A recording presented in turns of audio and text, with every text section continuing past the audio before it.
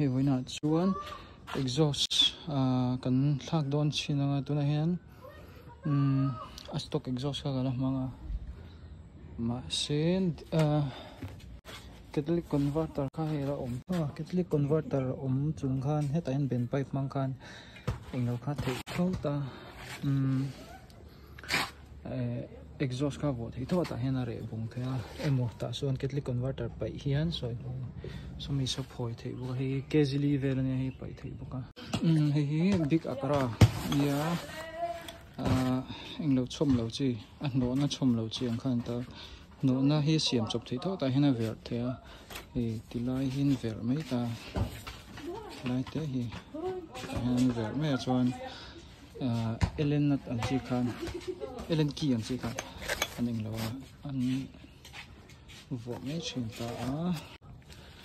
chuan a stock exhaust hi kan ngai thlang